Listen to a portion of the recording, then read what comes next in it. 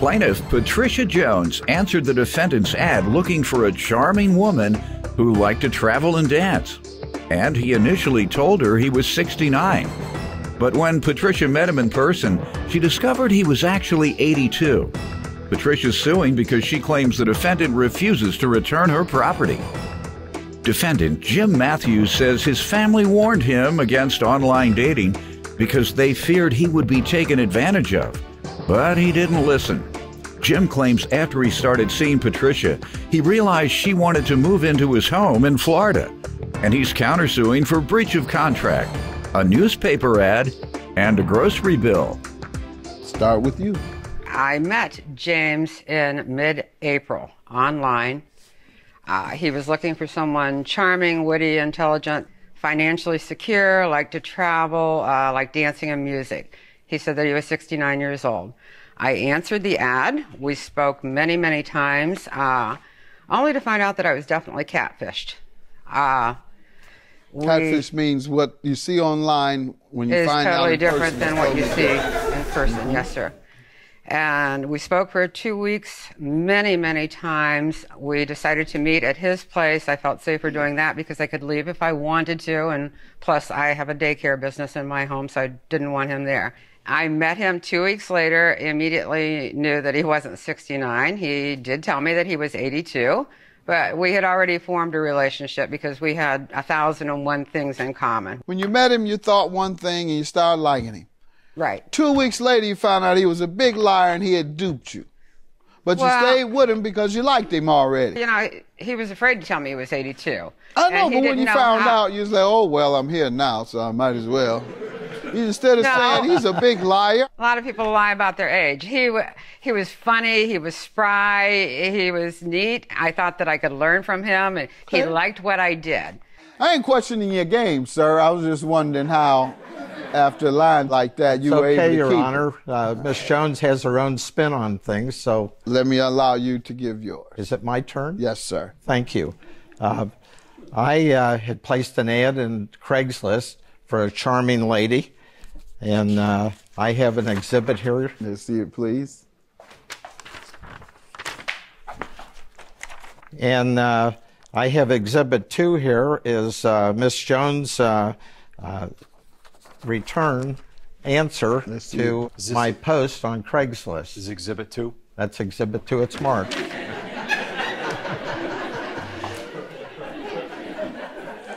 All right, so you send out something on Craigslist. Senior single gentleman seeks charming lady, 50 plus, empty nest for long-term relationship and maybe more, for afternoon or evening dates. Must be intelligent, fun, great sense of humor, passionate, and somewhat of a romantic and HWP? Height, weight, proportion. That's right, Doc. Height, weight, proportion. That's right. No websites, no games. I'm very real, and I'm ready to respond to your inquiry. Here she goes. Good afternoon. My name is Patricia. I'm an attractive, young, 65-year-old single lady, successful business and a homeowner, witty, charming, and a glass always half full type of attitude. I've spent the last 13 years mostly alone and concentrating on my own business. My daughter recently suggested I get back into the dating scene, only to find that it is nothing like it used to be. And all this seems to be centered around is this internet. And you right on the internet finding somebody. I have a great variety of interests. Your ad interested me, and that is why I've replied, even though I am in Delaware. Hope you have a pension and a Social Security. No. You have pension and Social Security? No wonder. Did not say that. Didn't say that part. That's all cute, all cute. Who is this says this? I like the pictures very much. This is you again. You look like a great guy, and I really like your smile. I could make the drive to Cincinnati. I'll drive where you're at. Perhaps this weekend sometime.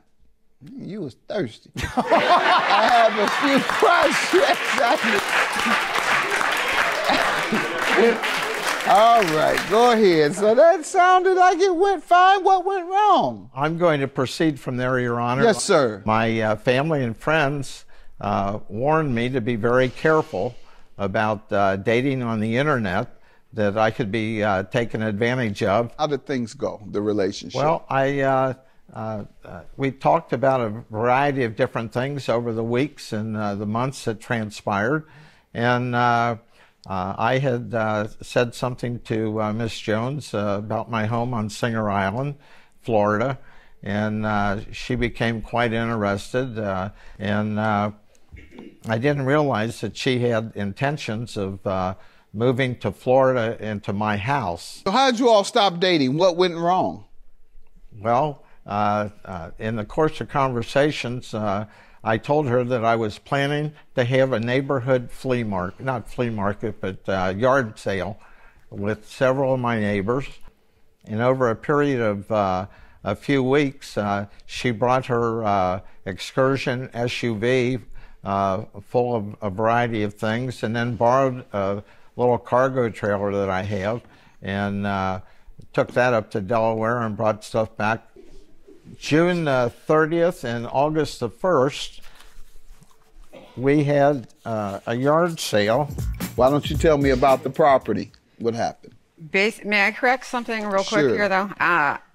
He said that I had intentions of moving in. Over the course of time, I had already planned on selling my home this coming year and moving to Florida anyway, because that's where I wanted to be. He had asked me to move to Florida with him, join him when he went back in October. And I said, I thought about it. I really liked him. I really, really liked him. I thought he was funny. I thought everything would work. So it wasn't that I had intentions of moving with him. I was going to give up a $100,000 a year job to go to Florida, drive his boat, take him fishing. But you were already going to retire. No, because I would always work. I'll always. So you left that $100,000 job for him? Yes, I would have. I would have done that. Yes. He laughing too. I'm about to start laughing. I would I'm about to break out. And he knew that. Tell me about the property, ma'am. I took all of my things, my inventory, my antique business. I took everything down to his sale because he needed to sell his home in Cincinnati so that he could move to stay in Singer Island and never come back to Cincinnati. He had a mess in his pool house. I cleaned, straightened that, priced everything for him, took all of my things down there, put them for sale because he thought they would enhance his sale, and I think he wanted to see how I could hustle, what I could do. That's right. He and I winking at each other. Go ahead. Had the sale. He acknowledged, he said, wow, he said, you really know what you're doing. People like you. The night before the sale, we went out to buy pop. We went out to buy water. I pulled out my pop. Pop. Pop. Soda. Oh, P-O-P. Soda. Oh. I'm from Ohio. We call it pop and we call them sacks. We call the same thing in Michigan. I pulled out my wallet, offered to pay for it. I'd offered to pay for the ad that he'd put in the paper because I don't want anybody paying for anything I do. I pay for my own way. He told me, no, forget it. He told me, no, forget it. And my mother had just passed away from a horrible death 2 days before the sale. We had the sale. We just had a drowning. My son-in-law drowned 2 weeks before the sale. We had the sale. Everything went great. Saturday, the last day of the sale, he had all of these workers come in. We were supposed to have had a nice, relaxing weekend so I could enjoy the time off and kind of contemplate on things that had happened to me. He had all of these workers come in. What happened? I told him, I said, honey, I'm going home because I need to be with my family. I said, what do you want me to do with all of the rest of my things in the pool house? Do you want me to leave them here? What do you want me to do? He said, no, leave them here. We're going to have another sale in the fall. So I left them there. The next day, on July 4th, I get an email from him saying that he wants 10% of my sales and wants me to pay for the food and the water. Okay.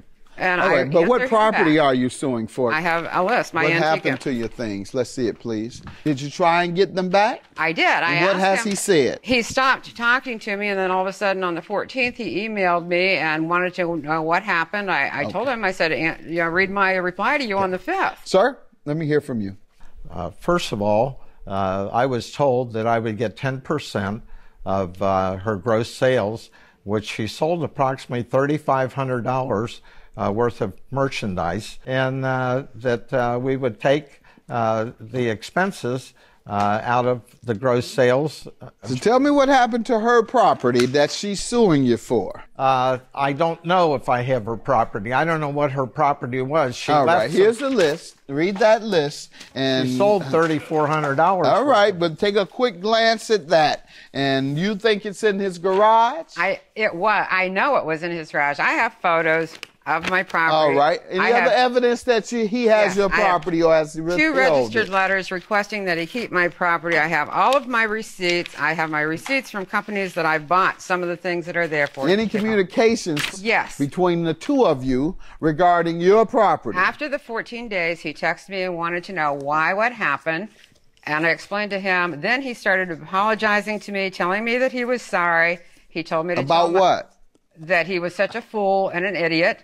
He told me to tell my family that he was sorry, and that he even has emails wanting to come and sleep in my bed. You ought to tell me what's going on with the property. Ma'am, I said communications regarding the property, and you're telling me about you all's relationship. Because he told me that I could come and get it. Okay, do you have on any the 25th. Written communications? That's what I know. I heard we have emails, yes. Well, no, those were in phone calls. Here's emails. You have any written communications regarding the property? I do, Your Honor. All right. I have an email that I sent to her, Exhibit A6.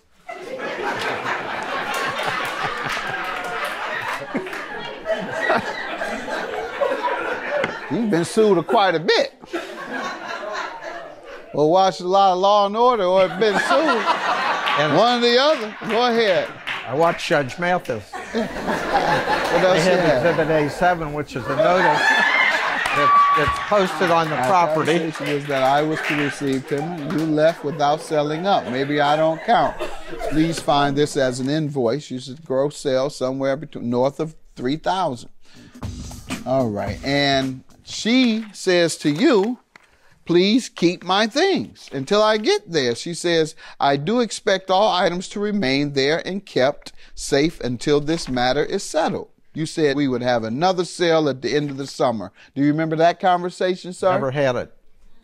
She's saying this directly to you. No one talks to a person one-on-one about something that just absolutely didn't happen. Your Honor, may I inject one more thing? Yes, ma'am. I do antique shows. I've done antique shows. I've done sales all of my life. So you expected him, you to benefit totally from his efforts and not get a dime? No, that's why I put over $400 worth of food and time and cooking into everything. Well, he's suing you for groceries. How does she owe you for groceries? I took her to Kroger's and she picked out a whole bunch of stuff. And you paid got to the register and she started to pay for it. And I said, no, we'll settle up at the end. You do have some things in your garage. I do, Your Honor, and I'm not going to give them back to her. She abandoned them on my property, and she walked away without paying me my 10%, and she rode off into the sunset. In order for you to keep someone's property based on abandonment, first you must give them notice that you are going to keep it. If they don't come and get it, you are going to consider it abandoned.